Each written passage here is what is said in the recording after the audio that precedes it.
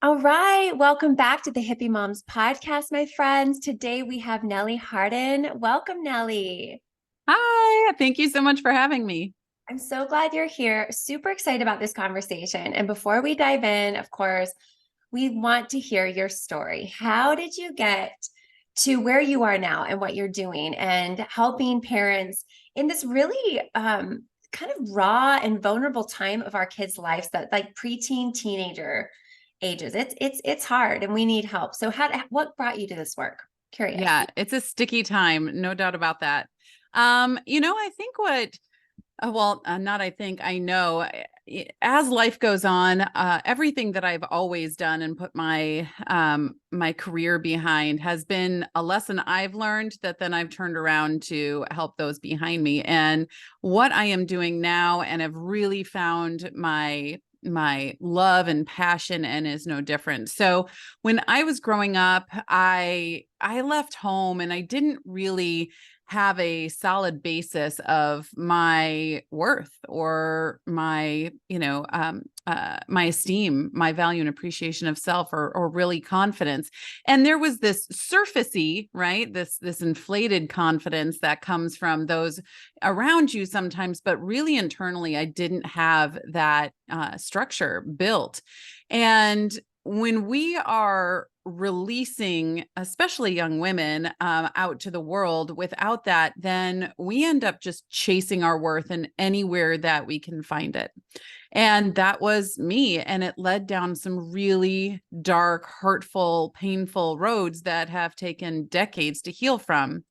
And okay, so that's, my story, still in the healing journey of all of that. And building those structures as an adult is much, much harder than when you are a child, or within what I call the 65-70. That's how many days are in 18 years. And Mhm. so when we're in that 65-70, we have much higher plasticity of our frontal lobe that's being formed, of the neurons, of the tracks, of our memories that are being formed there. And so if we're building it there, it gets solidified in our foundation. If we're trying to build it as an adult, we have to chip away at the foundation that exists in order to try to replace that. That's much harder work. Think about building a new home versus tearing down an existing building and trying to remodel parts of it, but keep others, or demolishing the whole thing, right? It's much harder. Mhm. So in the meantime, I'm going through that. And then I am, blessed with four daughters, all within 4.5 years of each other, who are now all teenagers. And so, I see what I want to build in them from when they were super young. And we almost lost their dad to a heart condition when they were 422 and newborn.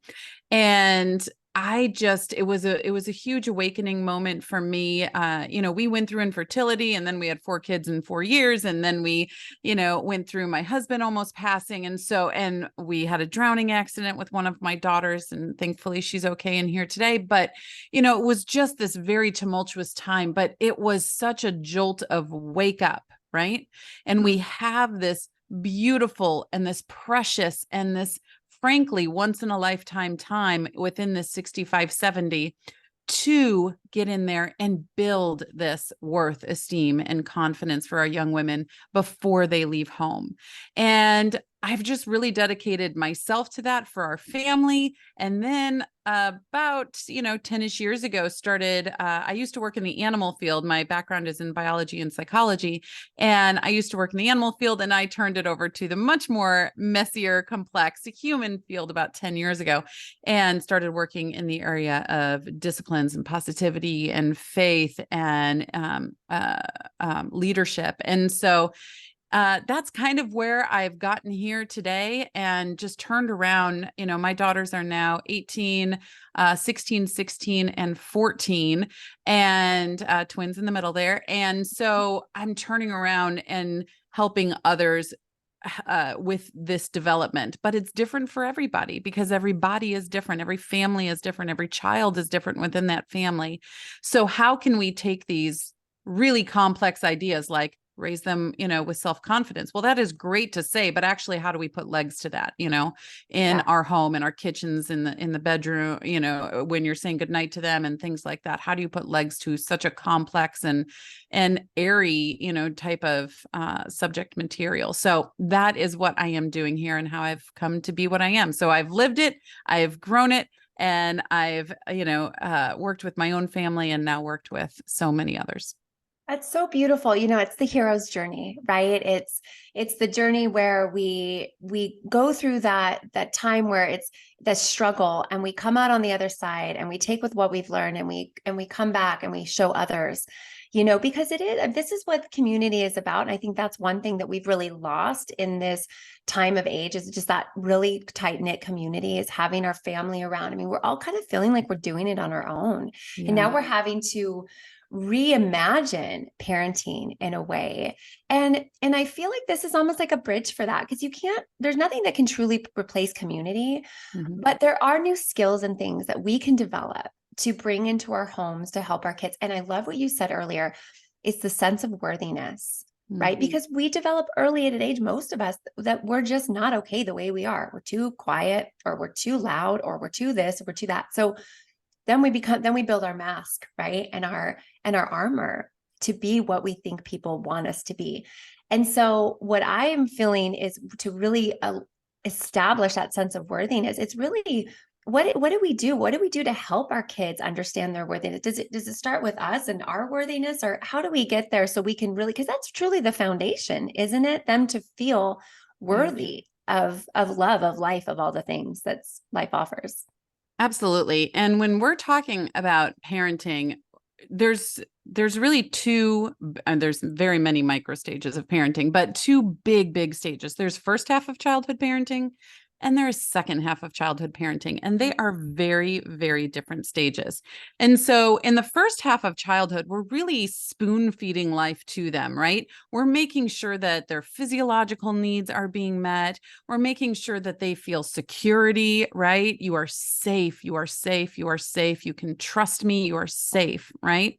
Mhm. And then there's this bleed over into the second half of childhood parenting, where it is that three-tiered foundation that we are building with them, not for them anymore, right? For them is first half, with them is second half, so that we can build this with them so they can stand on top of it and live the rest of their lives after they are launched into the world, not released, right? But Yeah. launched off into the world. And so that, yes, that bottom, tier of that second half of childhood foundation of being worth, right? Being worthy. There's really 5 things that every human being that ever was, is, will be really, truly needs in Mm. order to feel that sense of worth, right?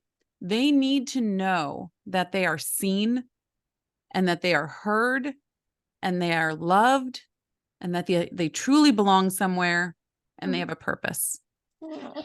And so if we can really establish habits within our home, things as simple as when they walk into a room, you actually look them in the eye and you say their name, not in a weird way, but in a truly, earnest way. And you say their name. Hey, how are you? Right? They walk in after school, and it's like, one of my daughter's names is Lana. So, hey, Lana, it's so great to see you. How was your day today? Right? And if they give you the good, right? Or they might give you the diatribe of everything that happened. But if they give you the one word answer, assess, they're probably tired. Things have gone on. Oh, yeah. Well, I'm really glad to hear it was good. What are some of those good things that happened? Right? Just get the conversation started. And also, a conversation and connection is not one-sided. Right? We aren't parents that are just here trying to get our kids to talk and them, open up. They have to see us open up too. And so if they walk in and you're having this conversation, be like, that's so great. Yeah, my day was pretty good too. I did this, this, and this, right? And but I kind of actually struggled in this place, but I'll work on that a little bit more. They need to see that you are a messy human as well, because they really feel like they are a messy human at this stage in adolescence. Their frontal lobe is developing, their behaviors, a lot of their decisions are being made by the amygdala, which is in the back of the brain. It's that, fight or flight response, because their frontal lobe, which is all that logistical and cognitive thinking, right? That is being developed. And so, you think about the under construction signs, and that's right under your hand. If you put your hand on your forehead, and that's where you and I as adults, that's where all of our critical thinking is happening. And they're just really starting into that, right? And so they're still making a lot of those decisions. And that's why you can look at your 9, 11, 13-year-old or 16-year-old and be like, why did you think that was okay? Where did that decision come from? Why would you think that? Well, they weren't thinking like you. If you look at us, developmentally, our brains from adolescents to adults can even look like two different species. They are so differently developed. And I feel like if more parents understood that a little bit better, and that's why my work is at the crossroads of biology, understanding what's happening in our bodies, right? Especially young women, we have a whole lot of hormones that are also happening during this time, right? And so biology and psychology and faith and culture. And if we really look at this entire picture and not just think of them as shorter versions of us, which they are definitely not, right? If we can look at them as who they are and where they are in their development, we can have so much more grace and understanding of what's going on in their lives. So really, it comes down to those 5 things to answer your question, though: seen, heard, love, belong, purpose. We all want that. That's so beautiful. I really, when you're saying that, I got tears in my eyes. I really feel that, being human can just sometimes feel so, especially being a parent, just so challenging because you don't know, Yes. but really they want what we want. They want to be seen, heard, loved. What were the 5 things? Seen, heard, loved, Belong, and purpose. long, and purpose. That's beautiful. And thank you for breaking it down of what's going on and how our brains, how their brains are changing and evolving in a way that and that they don't really know really what they're doing. Is that it? They're just kind of responding with this with a reaction, not really thinking about what their responses are. Is that what's going on? Yeah, that is a lot of times what's going on. And so that kind of leaks into the next tier of that foundation, which is esteem. So value and appreciation of self is what esteem is. And really, when you just cut and dry it, it means you can trust yourself, right? It is trust of self. And when their brains are going through this massive change, it's imperative for us as parents to give them systematics in order to think, in order to understand how to think. And unfortunately, in today's world, our kids are being bombarded 24/7 with distractions, and they're being told many times, just do what you feel, do what you feel, do what you feel. That is a very dangerous place to be, to have your emotions drive your bus of your life. And so just the other day, my 14-year-old, she was upset about something. She was overwhelmed because of how much she had to do. I picked her up from school, and it was a great day at school, and it was like, oh yay, blah blah blah. And then we get home, we get in the driveway, and she just kind of collects into this fetal position in the car. She was like, oh my goodness, I have so much to do, and I do this. And I was like, honey, you have hours to do this, right? But she's just transitioning from summer, where she can watch TV, she can chill, she could do this, to I'm coming home after a long day, and wait a second, I still have things to do. I can't just chill out, right?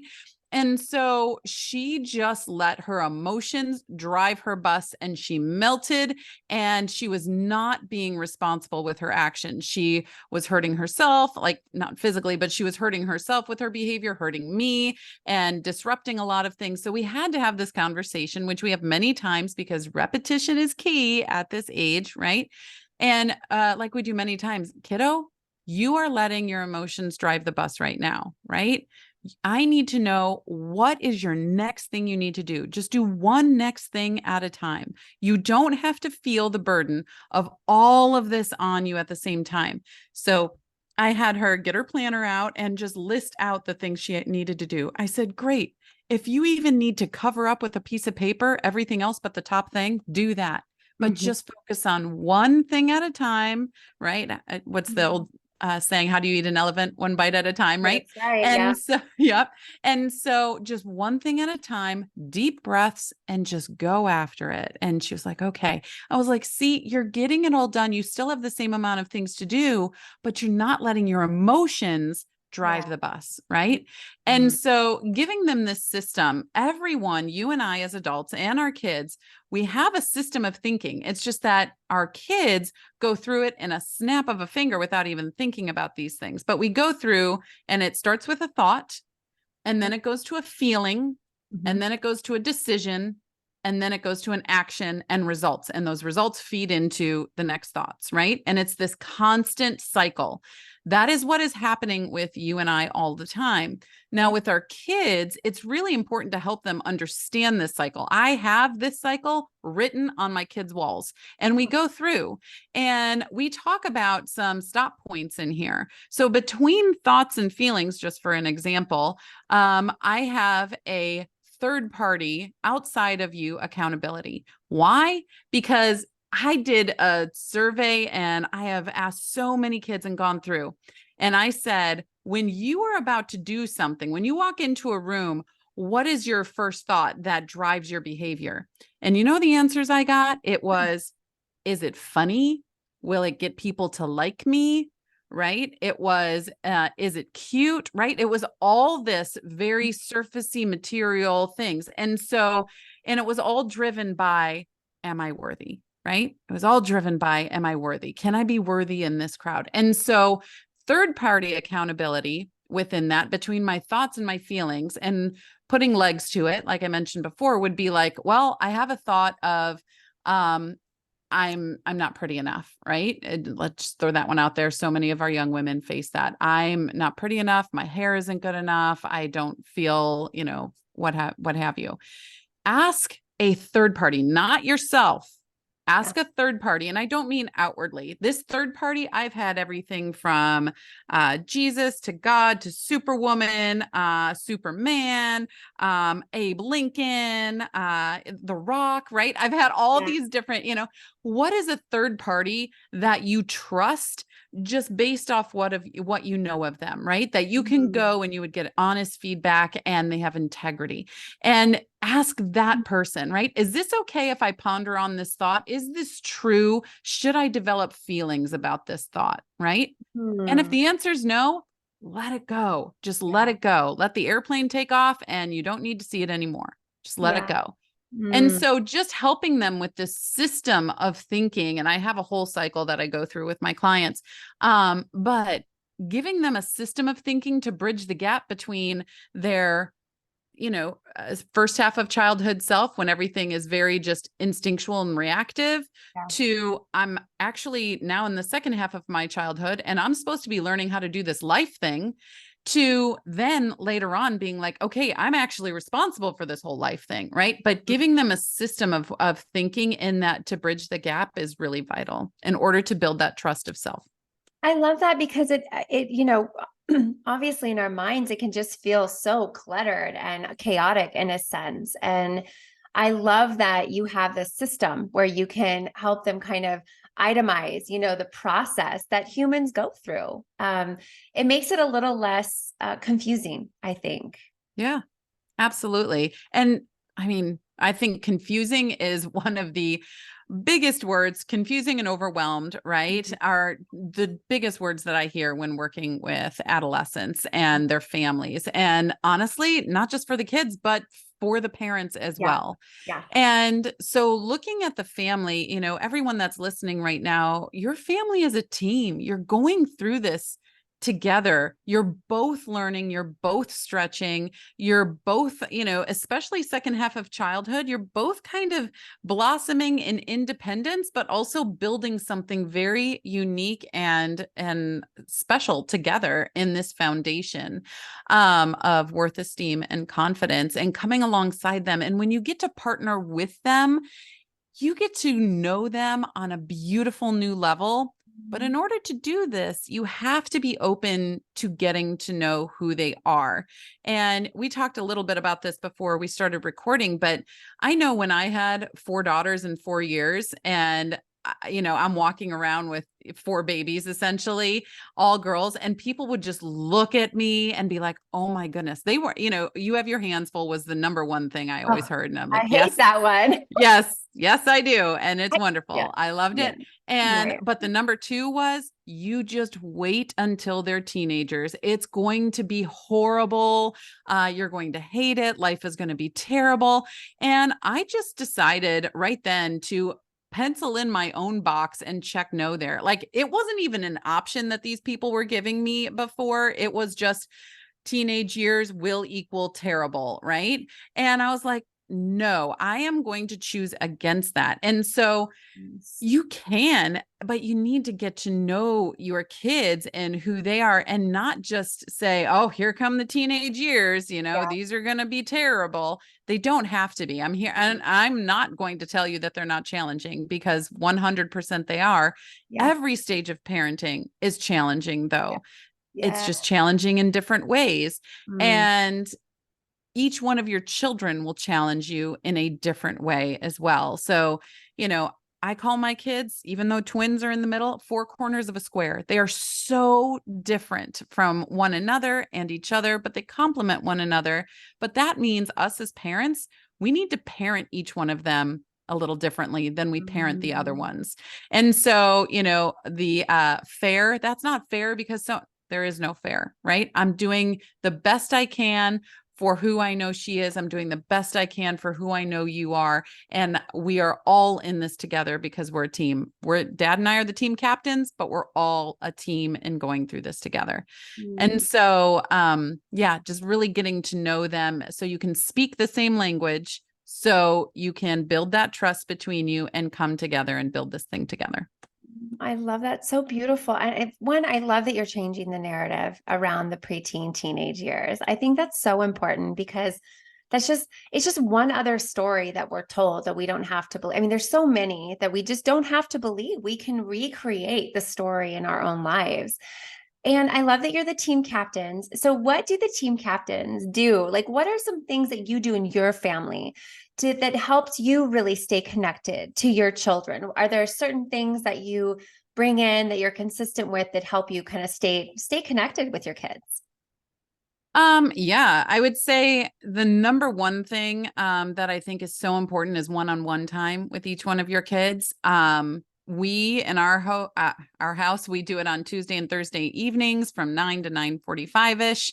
Our oldest is even out of the home. She's in college, and we just FaceTime or do a Zoom conversation with that.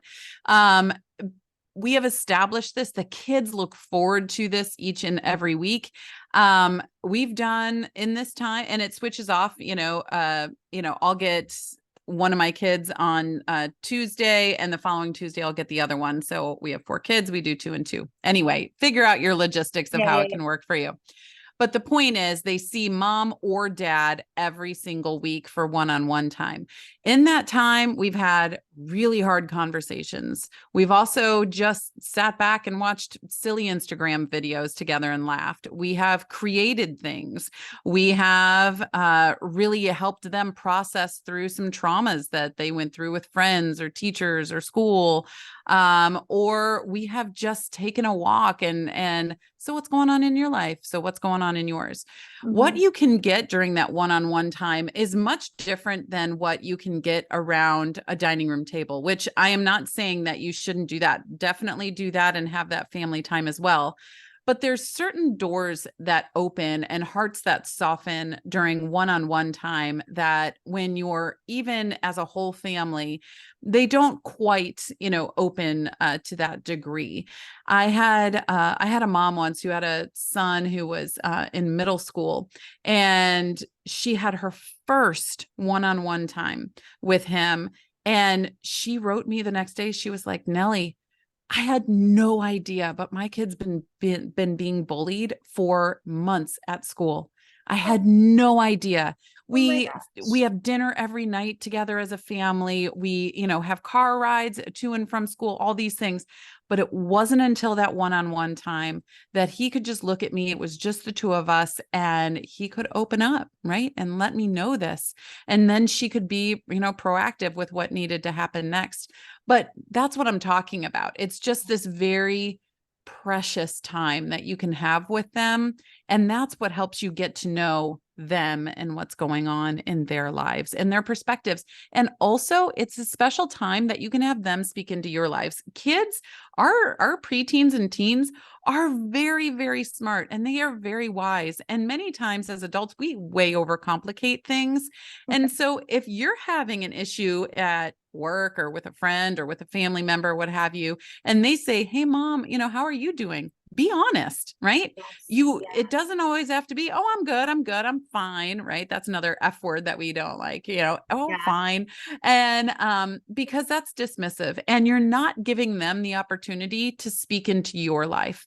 And when they can see it's part of that worth, seen, heard, love, belong, purpose, they then, if they're speaking into your life, they have a purpose, right? I'm helping my mom right now. That is so cool.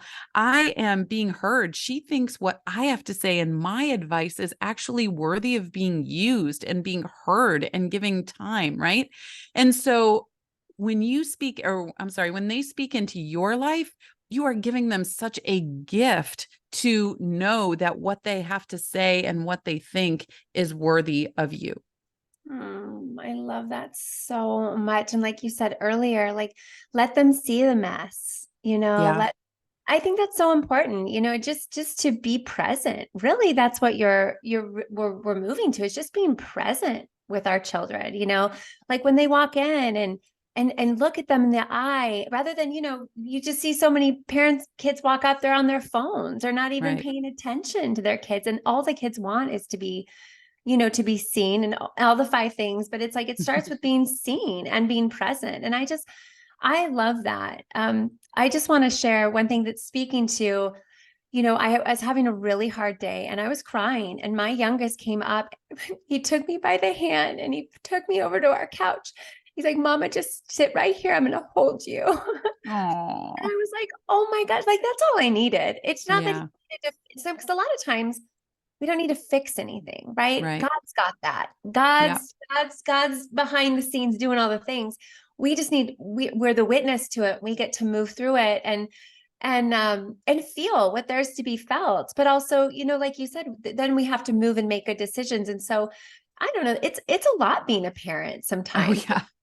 because I'm like, don't be like me.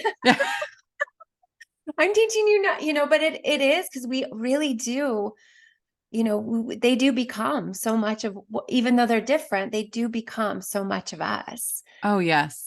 I was talking with a parent yesterday who's going through a difficult time with one of her kids, and she was like, I don't know, I probably sound crazy, and all these. I was like, oh, you don't sound crazy. First of all, I completely understand where you're coming from, and just remember, parenting is the hardest job that any of us will ever have. Ever. 100% hands down.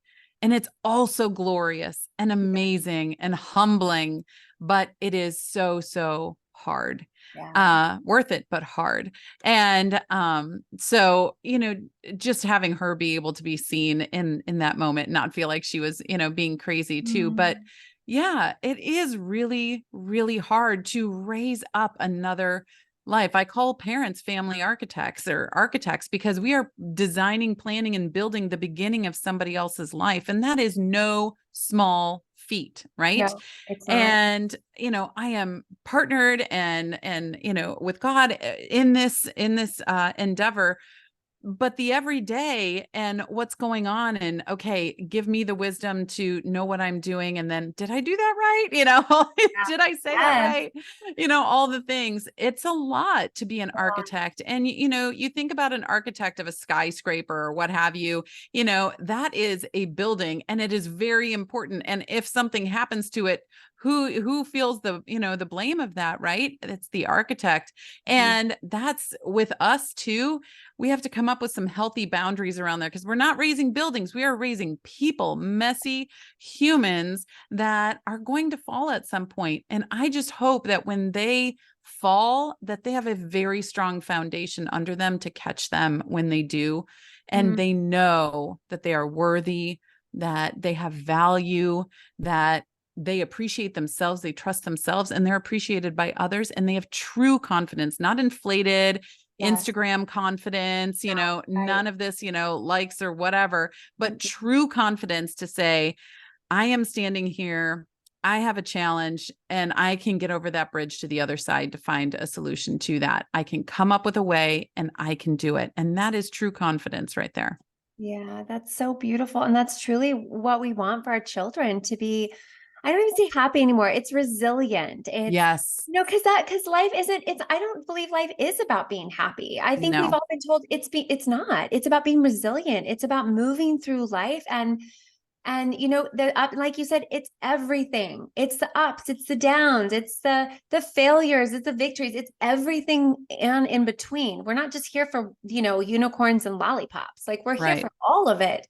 And I think that that's important to realize when we raise our children. Like it's going to be a struggle, Yeah. and I just love how you said it's important for them to see us struggle and then come back together, because at the end of the day we're a team. And I love you called yourself team captain. I like that. I'm gonna use that. I really am. So just kind of wrapping this up, if there's like, so we got the one-on-one time, what is one more little thing that we can do to be more connected with our children?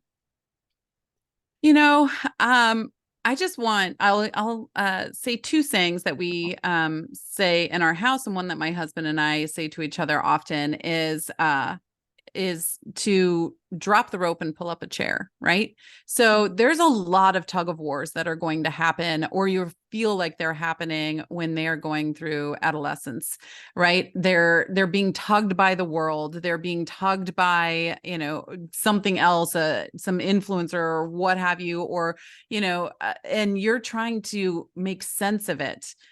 But unless you drop that rope, you can't play tug of war by yourself, right? You have to drop the rope and you just pull up a chair. Get curious about what's going on. Ask the questions. Be calm, because unless you are, then your resistance is going to build up a taller wall for them, and it's going to be like the butter battle book, Dr. Seuss, right? And just bigger and bigger and bigger weapons. So drop the rope before any thing needs to escalate. Pull up a chair, get calm, get curious, and cultivate a conversation from there, right? So drop the rope, pull up a chair. Anytime we all know when we're feeling like we're playing tug of war in here, right? So Definitely. drop the rope, pull up a chair.